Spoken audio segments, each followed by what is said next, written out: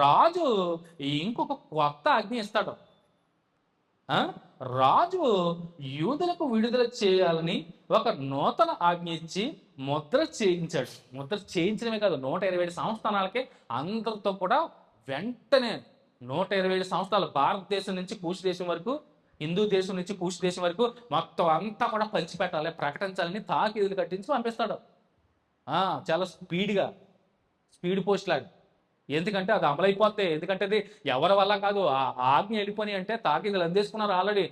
Time కోసం చూస్తున్నారు, వెంటనే అందిపోవాలి, అయితే ఘోరమైనటువంటి దుష్కార్యం జరిగిపోద్ది అక్కడ. అవునా? ఎందుకంటే మాస్టర్కి అవదు. అప్పట్లాగా మనం ఫోన్ చేసి ఆపేయటంటక లేదు. అవునా? తాకీదు ఎలా మనిషి పెట్టుకుని చేరవేయాలి. ఫోన్లో చెప్పేస్తా కావదు, అప్పుడు ఫోన్ లేవు.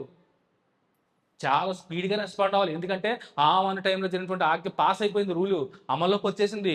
పలానా రోజు సొమ్మలో నిర్మూలన అయిపోయి వెంటనే అందిపోవాలి, ఆ ఘోరమైన కార్యాన్ని ఆపాలి. అందుకనే కదా రాణిగారు ఏడ్చారు, రాజు దగ్గర ముందుకెళ్ళి కాళ్ళ మీద పడి తన తోటివారి కోసం. చూడండి, అదే కనపడితే రాజు ఇంకొక కొత్త ఆజ్ఞ ఇవ్వడం. ఆ ఆజ్ఞ ఏంటి చూద్దాం మనం. రాజనాశ్వరసు రాణి అయిన ఎస్తేరునకు యూదుడైన మొద్దుకైని ఇలాగూ సెలవిచ్చను.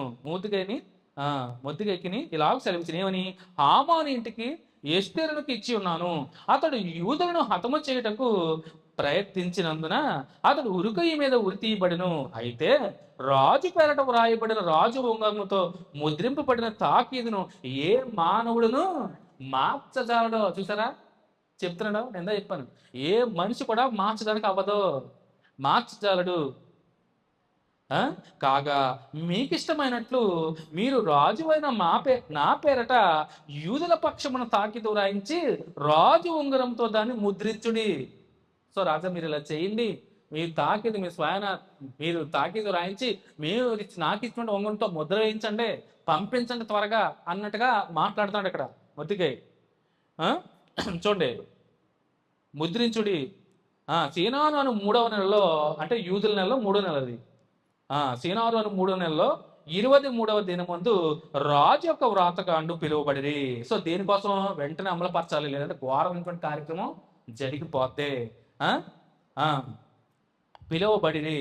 మొద్దుకై ఆజ్ఞాపించిన ప్రకారం అంతయు యూదులకును హిందూ దేశం మొదలుకొని కూషు దేశం వరకు వ్యాపించిన 127 సంస్థానముల్లో ఉన్న అధిపతులకును అధికారులకును ఆయా సంస్థానములకు దాని వ్రాతను బట్టి, దాని భాషను బట్టి తాకీదులు వ్రాయబడిను. ముందు కూడా సంహరింపబడాలంటే తాకీదులు కూడా ఆయా భాషలతో ఆయా వారికి సంస్థానాలకి పంపించారు.